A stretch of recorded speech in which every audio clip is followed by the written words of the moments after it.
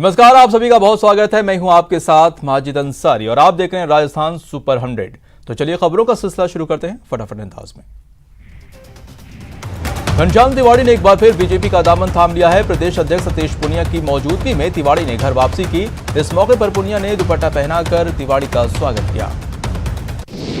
इस मौके पर घनश्याम तिवाड़ी ने सतीश पूनिया की जमकर तारीफ की। साथ ही घर वापसी पर तिवाड़ी ने कहा कि ना तो ठगा गया ना मजबूरी थी। शायराना अंदाज में उन्होंने कहा कि भाजपा मेरे रग रग में है। प्रेस कॉन्फ्रेंस कर सतीश पूनिया ने सीएम अशोक गहलोत को आड़े हाथ लिया। पूनिया ने प्रधान चुनाव की बात करते हुए कहा, किसानों के हितैषी नेता अपने किलों में हार गए। चुनाव में सत्ता और मशीनरी का दुरुपयोग किया गया। घनश्याम तिवाड़ी के बीजेपी में शामिल होने के बाद कांग्रेस खलबला गई है। पीसीसी चीफ गोविंद सिंह डोटासरा ने प्रेस कॉन्फ्रेंस कर बीजेपी पर निशाना साधा है। डोटासरा ने कहा कि बीजेपी में वसुंधरा राजे बड़ा चेहरा है या घनश्याम तिवाड़ी। साथ ही उन्होंने कहा कि वसुंधरा राजे की जगह घनश्याम तिवाड़ी बड़ा चेहरा है तो मुझे कुछ नहीं कहना। पंचायत चुनाव के परिणाम को लेकर भी पीसीसी चीफ डोटासरा ने विपक्ष पर हमलावर नजर आए। डोटासरा ने कहा कि पंचायत राज चुनाव नतीजों को बीजेपी ने ऐसे पेश किया जैसे बीजेपी की एक तरफा जीत हुई हो, जबकि वास्तविकता अलग है। बीजेपी पर हमला बोलते हुए डोटासरा ने कहा कि बीजेपी किसी गलतफहमी में न रहे। जल्द कांग्रेस कार्यकारिणी का गठन होगा और हम बेहतर प्रदर्शन करेंगे। कृषि कानूनों के खिलाफ किसानों का आंदोलन 17वें दिन भी जारी है। किसान संगठनों ने दिल्ली जयपुर राष्ट्रीय राजमार्ग पर ट्रैफिक ठप करने पर अड़े हुए हैं। किसान प्रदर्शन की समीक्षा और आंदोलन के भविष्य को लेकर सिंध बॉर्डर पर एक बार बैठक बुलाई गई है और किसानों ने 14 दिसंबर को जिला कलेक्टर ऑफिस के बाहर धरना प्रदर्शन की योजना बनाई है। इन तमाम मुद्दों को लेकर शाम की बैठक में बातचीत की जाएगी। किसानों के दिल्ली कूच के ऐलान के बाद हरियाणा से जुड़ी अलवर की सीमा पर जिला प्रशासन हरकत में आ गया है। हरियाणा बॉर्डर से लगने वाली अलवर की सीमा को छावनी में तब्दील कर दिया गया है। किसानों के आंदोलन को देखते हुए आज कोटपुतली में आरएलपी कृषि कानूनों के विरोध में सभा का आयोजन करेगी। किसान महापंचायत में पार्टी संयोजक और सांसद हनुमान बेनीवाल सभा को संबोधित करेंगे, जहां दिल्ली कूच के बारे में फैसला किया जाएगा।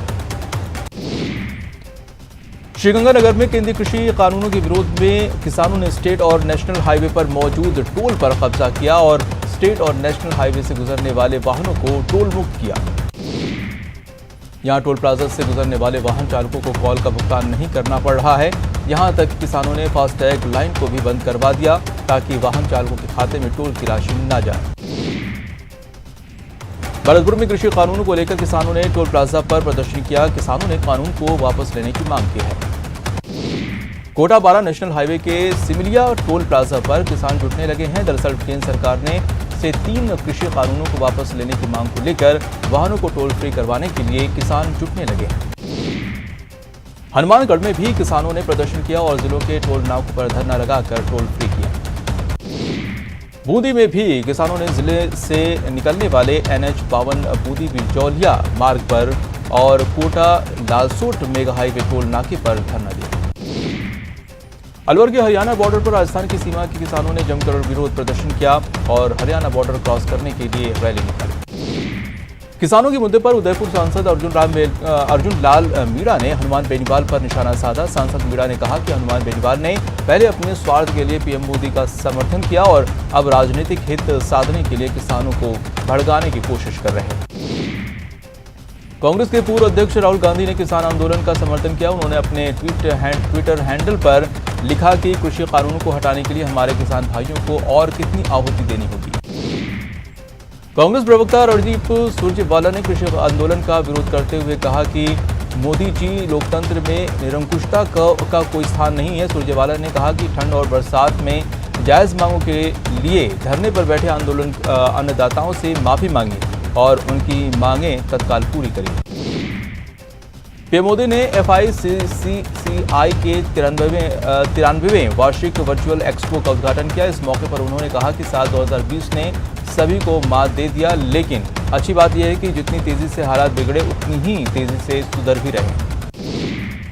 संबोधन में पीएम मोदी ने कहा कि पिछले 6 सालों में दुनिया ने भारत में गजब का विश्वास दिखाया है, चाहे वो FDI हो या फिर FPI। विदेशी निवेशकों ने भारत में रिकॉर्ड निवेश किया और आगे भी कर रहे हैं। इस दौरान पीएम मोदी ने कहा कि भारत के किसानों के पास अपनी फसल मंडियों के साथ ही बाहर भी बेचने का विकल्प है। किसानों को डिजिटल प्लेटफॉर्म पर फसल बेचने और खरीदने का भी विकल्प दिया है। इससे किसानों को नए विकल्प और नए बाजार मिलेंगे। एक्सपो में दुनिया भर के 10,000 से ज्यादा प्रतिनिधि शिरकत कर रहे हैं। तीन दिनों तक चलने वाले इस वर्चुअल मीटिंग में कई केंद्रीय मंत्री, ब्यूरोक्रेट्स, इंडस्ट्री लीडर्स, डिप्लोमेट, अंतर्राष्ट्रीय विशेषज्ञ शामिल होंगे। प्रोग्राम में दुनिया भर की नामी ग्रामी कंपनियां अपने उत्पादों को प्रदर्शनी लगा रही हैं। पीएमओ के मुताबिक इस बार फिक्की के आयोजन का थीम इंस्पायर्ड इंडिया है। देहरादून स्थित आईएमए से इस बार देश को 325 नए सैन्य अफसर मिलने जा रहे हैं। शनिवार को हुए परेड में 395 अफसर पास आउट परेड में शामिल हुए, जिसमें से 325 भारतीय हैं जबकि 70 विदेशी कैडेट्स भाग लिया। पासिंग आउट परेड में राजस्थान के 18 लाल ने भी भाग लिया। इसके अलावा यूपी, हरियाणा, बिहार के, जम्मू कश्मीर और अन्य प्रदेश के कैडेट्स ने भी पासिंग आउट परेड में भाग लिया। देहरादून आईएमए 88 साल से सेना का पावर हाउस बना हुआ है। आईएमए से अब तक 62,000 कैडेट सेना के अधिकारी बन चुके हैं। जयपुर पुलिस कमिश्नरेट में पिछले 2 सालों से सबसे बड़ा फेरबदल हुआ है। पुलिस कमिश्नर आनंद श्रीवास्तव ने एक साथ 119 पुलिस निरीक्षकों की तबादला सूची जारी की है। कमिश्नरेट के क्षेत्राधिकार में आने वाले करीब 65 थानों में से एक साथ 50 से अधिक थानाधिकारियों को बदल दिया गया। इन 50 थानाधिकारियों में से महज 1 दर्जन को ही फिर से दूसरे थानों की जिम्मेदारी दी गई। राज्य बाल संरक्षण आयोग की अध्यक्ष संगीता बेनीवाल जेके लोन अस्पताल पहुंची, जिसको लेकर अस्पताल में सुरक्षा व्यवस्था कड़ी की गई। वहीं विधानसभा के उपनेता राजेंद्र राठौर, प्रदेश महामंत्री मदन दिलावर, सांसद जसकौर मीणा और विधायक संदीप शर्मा ने जेके लोन अस्पताल का जायजा लिया। कोटा के जेके लोन अस्पताल परिसर में शनिवार को कांग्रेस कार्यकर्ताओं ने बीजेपी के जांच दल के विरोध में जमकर हंगामा किया। जेके लोन अस्पताल में लगातार हो रही बच्चों की मौत के बाद बीजेपी की ओर से जांच कमेटी अस्पताल का निरीक्षण करने पहुंची, जिसमें उपनेता राजेंद्र राठौर, प्रदेश महामंत्री मदन दिलावर, सांसद जसकौर मीणा और विधायक संदीप शर्मा सहित स्थानीय पदाधिकारी मौजूद रहे। जेके लोन अस्पताल में हो रहे बच्चों की मौत के बाद सियासी उथल-पुथल जारी है और मामले पर विपक्ष लगातार गहलोत सरकार पर हमलावर है। कोटा के सबसे बड़े मातृ शिशु जेके लोन अस्पताल में हंगामे के बाद छावनी में तब्दील कर दिया गया है। पूरे अस्पताल परिसर में अनावश्यक वाहनों की आवाजाही को बंद कर दिया है। अस्पताल परिसर के बाहर एसपी, 4 डीएसपी, आधा दर्जन सीआई और पुलिस समेत अन्य कंपनियों के 100 जवानों को अस्पताल परिसर में तैनात किया गया है। वहीं जेके लोन अस्पताल में अंधविश्वास का खेल खेला गया। अस्पताल में एएसपी, 4 डीएसपी और आधा दर्जन सहित 100 पुलिसकर्मियों का भारी जाब्ता तैनात होने के बावजूद भी अस्पताल के गेट के पास सार्वजनिक स्थान पर अगरबत्ती जलाई गई और पूजा पाठ कर फूल बरसाया गया। नवजात शिशुओं की मौत के बाद चिकित्सा मंत्री द्वारा गठित कमेटी ने कोटा के जेके लोन अस्पताल का निरीक्षण किया। टीम ने अस्पताल के वार्डों का गहनता से निरीक्षण किया। फिर अस्पताल में वार्मर सहित अन्य उपकरणों और ड्यूटी पर तैनात स्टाफ से बातचीत कर व्यवस्थाओं के बारे में जानकारी। अस्पताल के निरीक्षण के दौरान प्रचार डॉक्टर विजय सरदाना और अधीक्षक सुरेश दुलारा सहित चिकित्सा विभाग के कई अधिकारी मौजूद रहे। कोटा एसीबी की एडिशनल एसपी ठाकुर चंद्रशील ने बताया कि 1,40,000 रुपए रिश्वत लेने के आरोप में 12 के जिला कलेक्टर इंद्र सिंह राव के खिलाफ मामला दर्ज किया गया है, जिसमें जल्दी कलेक्टर की गिरफ्तारी हो सकती है। कोटा के जेके लोन अस्पताल में नवजात शिशुओं की मौत के मामले में तूल पकड़ता जा रहा है, जिसके बाद दोनों महापौर सहित कांग्रेस प्रतिनिधिमंडल ने जेके लोन अस्पताल का दौरा किया। इससे पहले प्रतिनिधिमंडल ने जिला कलेक्टर उज्ज्वल राठौड़ से मुलाकात की। एसपी विकास पाठक भी जेके लोन अस्पताल पहुंचे। इस दौरान उन्होंने अधिकारियों से हालात और सुरक्षा व्यवस्था की जानकारी दी। कोटा के जेके लोन अस्पताल परिसर में कांग्रेस कार्यकर्ताओं ने जमकर हंगामा किया। इस दौरान कांग्रेस कार्यकर्ताओं की पुलिस कर्मियों से झड़प भी हुई। करौली नगर निकाय चुनाव में 792 प्रत्याशियों का भाग्य का फैसला ईवीएम में बंद हो गया है। कल नगर निकाय चुनाव के मतों की मतगणना होगी। करौली के 55 वार्डों में 324, हिंडौन सिटी के 59 वार्डों में 347, डोडा भीम के 25 वार्डों में 112 प्रत्याशियों के भाग्यों की मतगणना होगी और हिंडौन सिटी और डोडा भीम में भी मतों की गिनती होगी। दौसा में निकाय चुनाव संपन्न होते ही चुनाव परिणाम से पहले बीजेपी अभी से ही बोर्ड बनाने की तैयारी में जुट गई। झुंझुनू की सूरजगढ़ पंचायत समिति के उप प्रधान चुनाव में भी क्रॉस वोटिंग हुई। कांग्रेस को उम्मीद थी कि बीजेपी खेमे की फूट का फायदा उन्हें मिलेगा, लेकिन उल्टे ये फूट कांग्रेस के ही वोटों में सेंध मार गई। दरअसल सूरजगढ़ पंचायत समिति में 10 सदस्य बीजेपी के और 7 सदस्य कांग्रेस के निर्वाचित हुए। अजमेर की नई जिला प्रमुख सुशील कंवर पलाड़ा ने पदभार ग्रहण कर लिया है। जिला प्रमुख पलाड़ा एक बार फिर से अपने पूरे कार्यकाल का वेतन सामाजिक सरोकार के लिए देने की घोषणा की।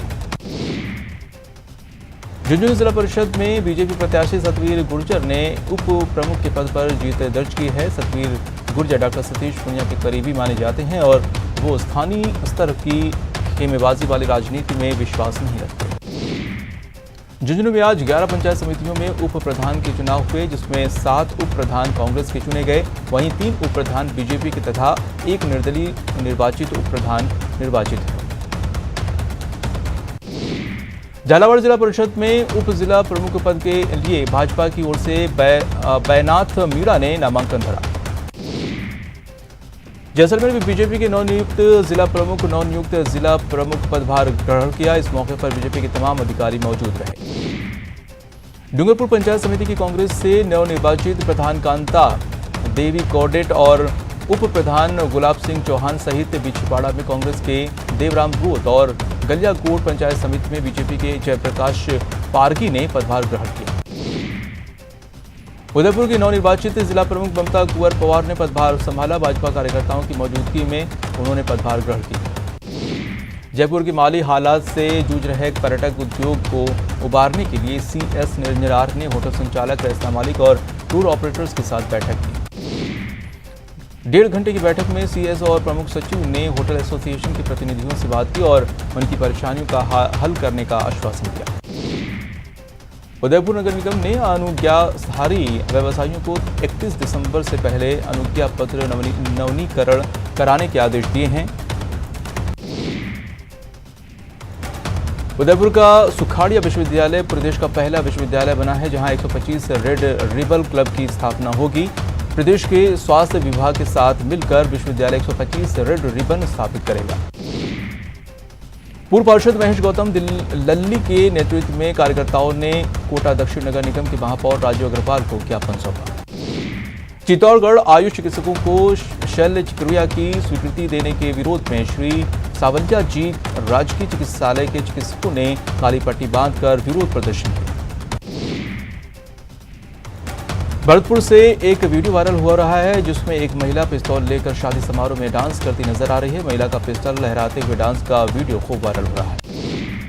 कोटा में एक पुलिसकर्मी के ठेले वाले पर डंडे बरसाने का वीडियो सोशल मीडिया पर वायरल हो रहा है। पुलिसकर्मी ठेला कर्मी पर जमकर डंडे बरसाने के साथ साथ अश्लील भाषा का प्रयोग भी कर रहा है। वीडियो बोरखेड़ा थाना इलाके का बताया जा रहा है, हालांकि न्यूज़ 18 इस वीडियो की पुष्टि नहीं करता। कोटा के चंबल नदी में एक शख्स का शव मिलने से सनसनी फैल गई। कड़ी मशक्कत के बाद गोताखोरों ने रेस्क्यू कर शव को बाहर निकाला। भरतपुर में चुनावी रंजिश को लेकर 2 पक्षों में फायरिंग हुई थी। इस दौरान झगड़े में शार्प शूटर बुलाए गए थे, वहीं शार्प शूटर को धर दबोचा और पुलिस के हवाले कर दिया। करौली में गोवंश से भरे कंटेनर को पुलिस ने पकड़ लिया। 28 गोवंश को हिंडौन भोपाल गौशाला में सुरक्षित पहुंचाया गया।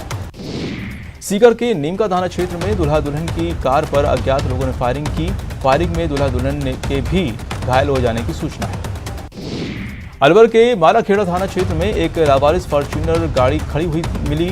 फिलहाल चालक की तलाशी की जा रही है। दौसा के काजीपुर मोड़ के पास एक अज्ञात वाहन ने बाइक को टक्कर मार दी। हादसे में 2 शख्स गंभीर रूप से घायल हो गए।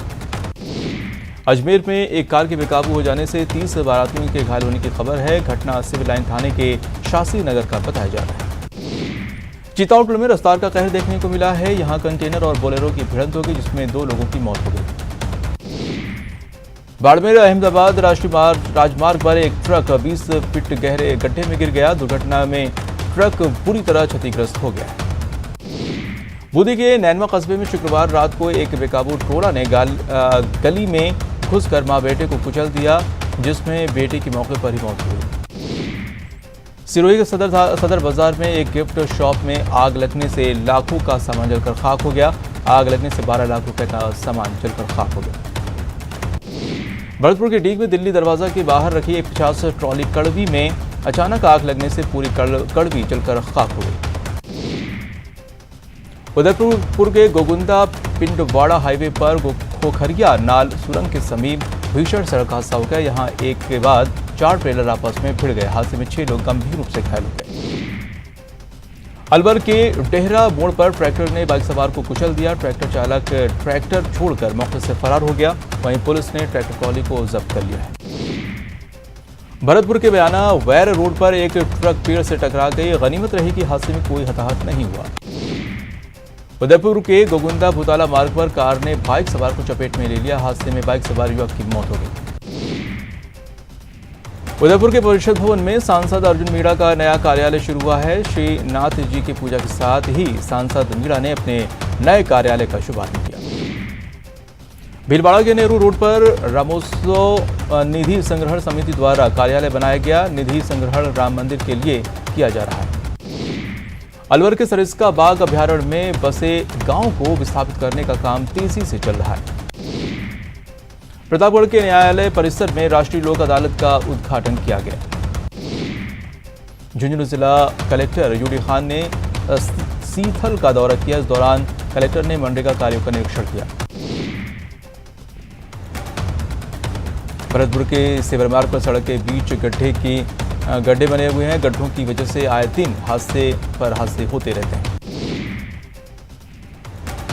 और भरतपुर में एनजीओ फ्री सखी संगठन ने कोरी समाज की 2 अनाथ बेटियों की धूमधाम से शादी कराई। इन बेटियों के मां बाप नहीं थे। भरतपुर की पूनम शर्मा ने पावर लिफ्टिंग चैंपियनशिप में गोल्ड मेडल जीतकर पूरे देश में रोशन किया है नाम। प्रतियोगिता में कुछ देशों के अलावा इंडिया के कई राज्यों से प्रतियोगियों में हिस्सा लिया। भारत में कोरोना के कुल मामले बढ़कर 98,26,000 हो गए हैं। इनमें से अब तक 1,42,628 लोगों ने अपनी जान गंवाई है। कुल एक्टिव केस घटकर 3,60,000 हो गए हैं।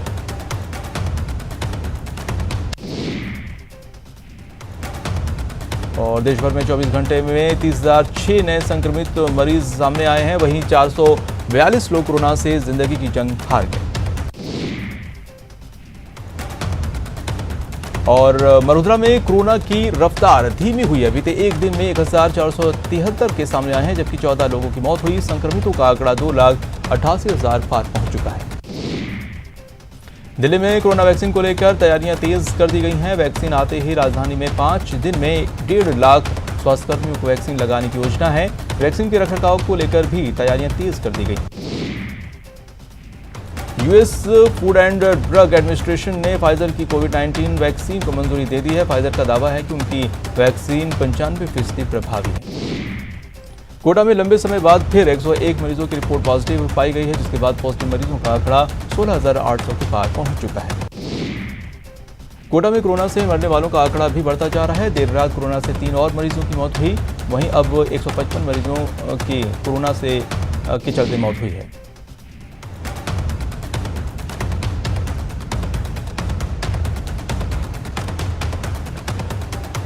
उदयपुर में घने कोहरे ने डेरा डाल रखा है। लोगों को कोहरे के साथ फोटो सोशल मीडिया पर शेयर कर रहे हैं।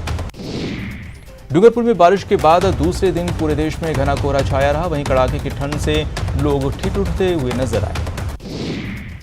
भरतपुर में ठंड ने लोगों की चिंता बढ़ाई है। लोग अलाव का सहारा लेते हुए नजर आए और इस ठंड से बचने के लिए कई तरीके अपना रहे हैं। भीलवाड़ा में भी कोहरा का असर देखने को मिल रहा है। जिले में 14 डिग्री तापमान गिर गया। तो वहीं सुबह सुबह कोहरा छाने से लोगों को आवाजाही में काफी परेशानी हुई। जोधपुर में जन जागरूकता अभियान के तहत बाइक रैली का आयोजन किया गया। बाइक रैली में भाग लेने वाले प्रतियोगियों को मेडल देकर सम्मानित किया गया। फिलहाल रुकते हैं छोटे से ब्रेक के लिए।